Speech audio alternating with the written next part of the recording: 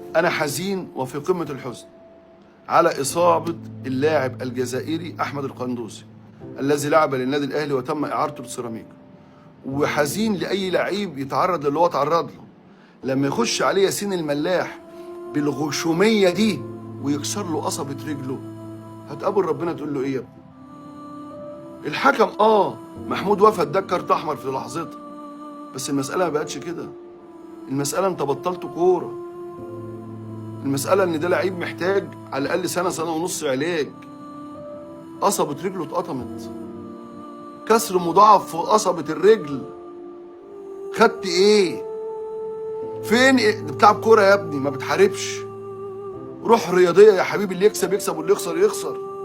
الإيذاء ده عند الله إيه؟ مش عند لجنة الحكام ولا لجنة المسابقات. اتدخلت الإيذاء في قصبة الرجل دي إيه؟ وفي دقيقة 89. ليه يا ابني؟ حرام عليك. ده تروح دلوقتي تقعد على باب اوضته في المستشفى تطلب منه السماح لحد ما يسامحك. انتوا مستهونين انك انت تبطل لعيب كوره ولعيب دولي في منتخب الجزائر تكسره بقصبة رجله كده؟ ليه يا ابني؟ ايه اللي يستاهل كل ده؟ ايه اللي يخليك تعمل ده؟ هتاخد ايه من ده؟ ألف سلام على أحمد القندوسي.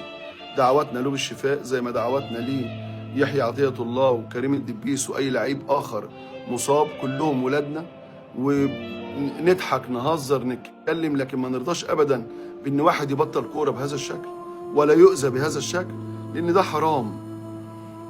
اعرف إن أي حاجة أنت بتعملها تحاسب عليها أمام الله. عندك رقيب وعتيد بيسجل على طول.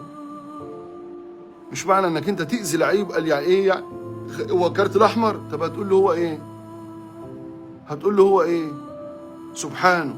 هتقول لي دعوات القندوسي ايه اللي بيرفعها لربنا؟ استغفر الله. لايك وشير وصلي